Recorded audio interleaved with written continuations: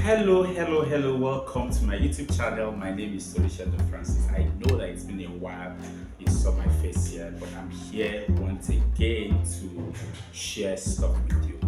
So if you're new to this channel, please don't forget to subscribe and turn on the notification bell if you're a returning subscriber so you get to know when new videos drop. Now, in my last video, I started a series on what I learned from dating and love reality shows, and I started with Love is Blind. And I did promise that the next episode would be on the ultimatum, get married or go home. Now, the ultimatum is set by same persons, who had been running the show, and this time around, it's about people who are already dating and one partner feels like the other person is wasting time, and it brings that person to the show expecting that, look, we've been through all of this, so are you proposing or are you going home? And reality is that sometimes it doesn't turn out good for that party. But let me not spill the entirety. Let's go on a short break, and when I return, I will share with you what I learned from that particular show and what I think should happen. Don't go anywhere, I'll be right back.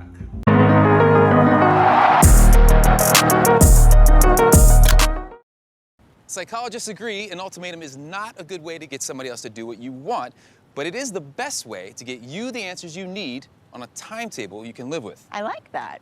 I always said I was going to be that girl that would never give a man an ultimatum, and I was 29, and She I was like, lying, is what she No, 5 years later, things changed. But look what it got me. Hey, We dated for 5 years. So I finally said, what are we doing? I have now moved in with him. I renovated his entire bachelor pad. There was a bar in the pool. I'm like, whatever you want. Now I'm like, okay, well, I want to put kids in the pool. So I said, then I think that's what that's put when the I nail in started the doing coffin. the dance. Yeah. Yeah, you see that ring? It looks good. Is that how it worked for you? Teach me. This hand is saying yes. So since you won't do it, I'm just saying.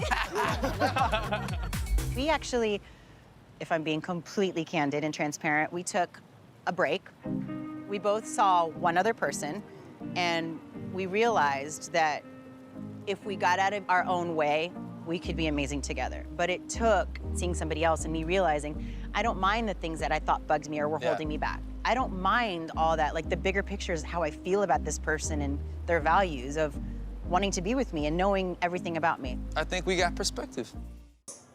I don't understand how you take someone on a show, right? I mean, you're dating somebody and you feel like the person is wasting your time or the person is not proposing, and then you feel like, look, I need to take this person to this show, and then that person is conscripted, right, to either propose or go home. So sometimes you find out that it's the male who takes the lady to the show or the lady takes the guy to the show. Like, it's not cast in stone, we have that variety.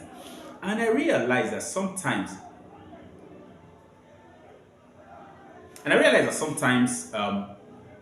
in the course of the show, you just realize that one person is not interested, and the person who brought someone to the show to propose is not the person who is kind of running away from that proposal or isn't ready. And that begs for some questions like, so why did you bring this person to the show if you knew that you weren't really ready? And I got to realize that, look, sometimes why people do what they do is because they're looking for security, or they're scared that things might not go the way they have planned to go. So the scenario of a particular group of persons, I won't say they're a couple, right, who came to the show, and I think it was a lady who brought the guy to the show, that he should either propose or and then they get married or he should go. So the show opens up with people with their partners, who come to the show. So it's more or less like you're reporting this person that, look, we've been dating for so long and I bring this person to the show because I really want to find out why this person has not proposed to me and why we're not married yet, because you think that you have everything, right, that you need to actually settle down. And you're just wondering, why is this person wasting time and why is this person not showing up? And so they got on the show and then they started and everything. And later on, the guy was like, hey, what's up? I'm ready to seal this thing. And the lady was like, I'm not ready. And I'm like, what? And the guy was like, so why the heck did you bring me to this show? You wanted to bring me to this show. You wanted to do this thing, right? But then here we are, and then you're forming like you're not even ready, yourself. Now, the interesting thing is that there is a tendency for you to get to the show and you just realize that, okay, you're not interested in this person, anymore, and then you just want to go home, right? Or you find someone else and you want to start something with that person. Now, the difference between Love is Blind and this particular one is that you're not coming on the show of the ultimatum to date, right? You're coming on the show of the ultimatum to report your partner, whom you have been dating for a while, and has refused to propose, or someone that you have proposed to but has refused to take it to the next step. So you're like, look, I'm done with this dating game. I really want to propose and I want to move this thing to the next level, right? And you find out that it doesn't go well sometimes and it goes well some other times. Now, what are the lessons that I learned in this show? I'll show some clips in between. What I've come to learn is dating is what it is. It is dating. I'll share with a couple of persons sometimes ago that you're dating someone in this modern age is not a guarantee that you'd get married to that person. Maybe in those days, right, it was, but it's not like that anymore these days because there's something about dating, right? And it depends on how you want to look at it. So if you look at the dictionary definition of dating, it's not cast in stone that you marry this person. And that's like courtship is not just a religious undertone. Courtship is something that says that look, you have moved from the step of from that stage of dating, you have moved from that stage of let's see if we'll get along to that stage of now I know that we'll get along, I want to engage you. And then that's where the whole proposal thing comes in, and then you cut, right? The courtship begins. So when you move from that dating to courtship, it's saying, look, I have been with you for a while and I can see that we can actually get along. Now I want you to know that I want to marry you, but I know I cannot take you straight to the altar. Now I want to make it, official that you're my woman, you're that person that I want to spend time with, even though I have seen other women along the line, but I've been with you and I feel like I want to be with you. Now let's begin the journey to forever, or the journey to forever, right? And so you realize that dating is what it is, dating. I know that at some point people have brought in some religious undertone, and it's okay, you don't have to agree with me if you believe that, and based on your religious belief, you're supposed to go straight from whatever it is dating and straight to the altar. It's fine, right? I'm not here to debunk your religious belief or anything. It's okay, whatever works for you. But the real sense of it and the society's sense of it and what is happening in the real world, let's not deceive ourselves. The dating is dating. It doesn't mean that you're multi-dating. No, that's not the point. The point is you're with this person and you're checking if you're compatible with this person. You may not know some of those things if you're just friends, right? You're checking if you're compatible with this person. And that compatibility, how far you've gone, the times you move to the next stage of now saying, you know what, take this ring as my symbol of partial commitment to you that I want to take it to the altar. And that's why the ring that you give is a symbol for ladies that this person and I have bequeathed to each other, we are betrothed to each other, and we're going to get married, right? But then I know that there's some school of thought that believes that you don't do all those dating stuff. You know that you've met this person, you want to settle down with this person, and boom, off you go. That's okay. So one of the things that I've learned is sometimes you really do not know what you want until you find yourself in a situation where you have varieties and realize that okay, what I think is the maximum I can get is actually not the maximum I can get. Now, don't get me wrong. I'm not saying you should go out there and have multiple partners and say because you're dating. That's not the point, right? The point is sometimes you need to step out of your comfort zone and see the world, see what's happening in the world. Sometimes you're so fixated on this is the person I'm dating that you don't even have conversations, real conversations with people in the world as to what is happening. You don't pick lessons and stuff like that. No two relationships are the same, right? What Charles and Vanessa experienced is different from what Richard and Jane or whatever it is are experiencing. But the point is, I'm of the opinion that you always pick lessons from people's relationships. There are certain things that you're struggling to do that if you have conversations with those who are in relationship as well, you see that you're struggling with yours, and then you find a way of making adjustment, and then you can get going. I don't even get my point. So I learned that look, you can be dating someone and you both are not having the same thoughts process. So one person is dating with the mindset of look, let's see how it goes. And in your head, you're like, you know what? This is my final bus stop. So what do? Ask questions. I believe someone that you ask questions when you're dating, no matter who it is that you're dating, ensure that you're always asking questions And that you're not just asking those questions for asking sake, but you're asking those questions because you want to be sure that you both are at the same point and you both are looking at the same thing. Because I don't want a situation like someone opined. You don't should be at a situation where you are in your head, you're like, this is my final bus stop, whereas the other person is like, hey, you know what? I'm just trying to check if this thing is going to work. So it's safe that you have that conversation of where are we at, right?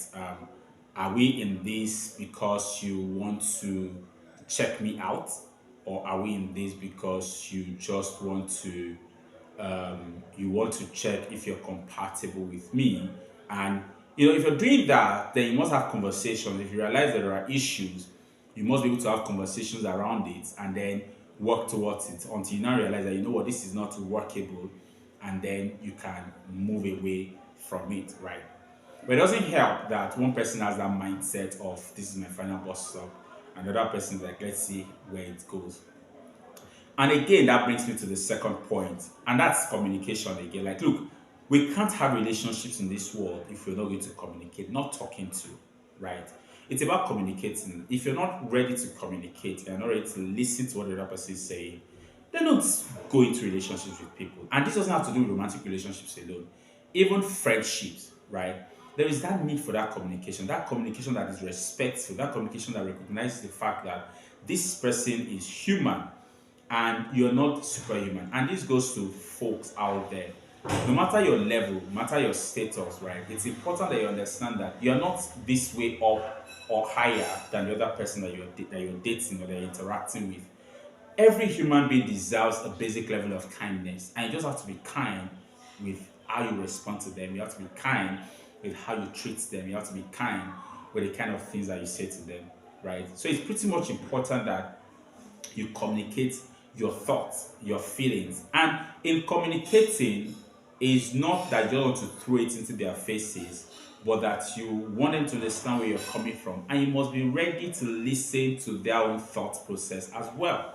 And listen to get why they've behaved the way they've behaved, or why they're behaving the way they are behaving.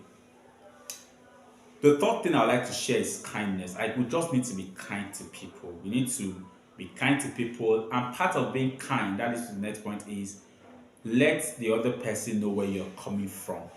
Don't let it be a shock to them that they either get to know from someone else or you just throw it to them. It's important that maybe the reason why that person has not taken the next step is they are perhaps scared that you'll not accept them for who they are or what they've done in the past, or they are worried that because of how far they've come, you're probably not going to be willing to commit to them. So communicate, be sure where you both are, be sure that you both are on the same pedestal, and be certain that you both are sharing same thought pattern and same thought process with respect to issues, right? Now, in all, the reality of reality shows is that even though you are in front of camera, you're expected to be as real as possible. Sometimes these things don't turn out the way they should be, and so nobody, I encourage, should pattern their relationships based on what they have seen on reality shows. Very, very important. Because in the end, you have to realize that it's a reality show, right? And people are just coming out there to show themselves and whatever it is that is happening in their relationships outside. And that's what happens a lot of times after a reality show. They go out and then they realize that because they were in an enclosed environment, a lot of things that were happening, they didn't get the real test of the world. So take, for example, like I shared when I was doing my video on Love is Blind, and even this particular one. So you go to the real one, you realize that you're having to do stuff for yourself. When you're in reality shows, you're all together, you're with other people, you're sharing thoughts, you wake up, you see this person and stuff like that. Outside there, you have work to do, you have friends to attend to, your family to attend to. Then the real test now comes in. You have demands on your finances, you have demands on your own emotions as well. But when you're in the game, everything was being done for you. You didn't really have to bother about what to eat, you didn't have to spend money, you didn't have to call home because, you're not communicating with people. As you must realize that you cannot pattern your relationship based on what you're seeing on reality shows. But there are some elements that should allow you to go back and reflect as to how you're running your relationship with people or with that person.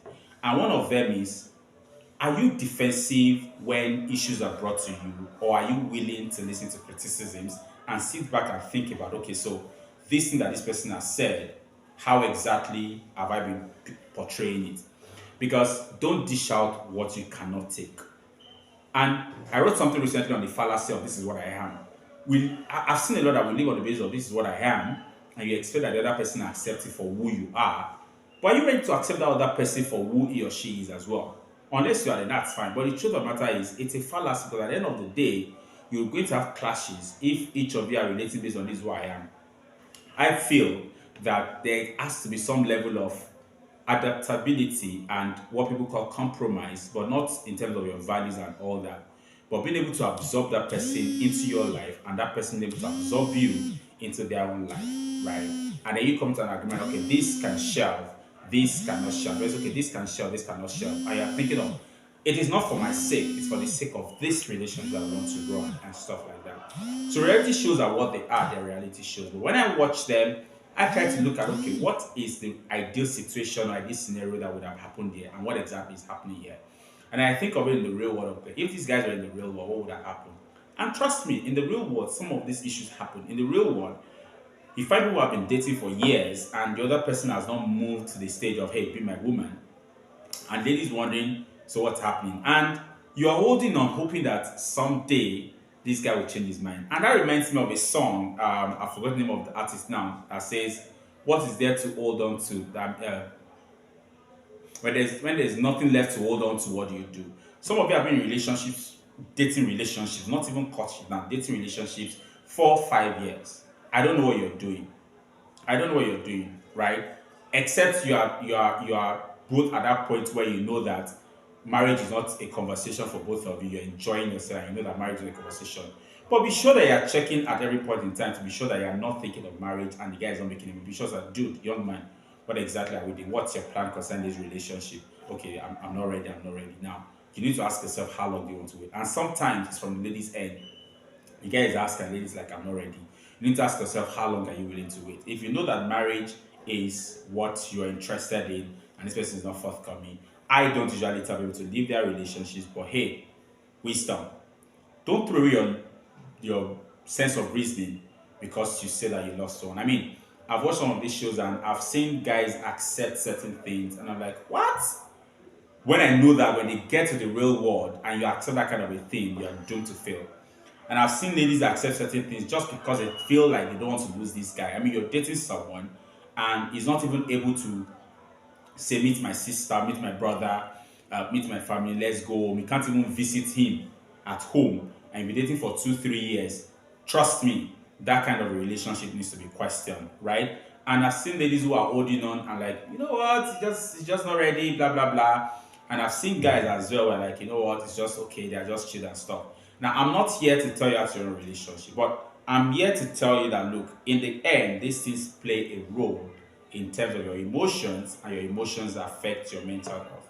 They either help your mental health or they let you suffer mentally.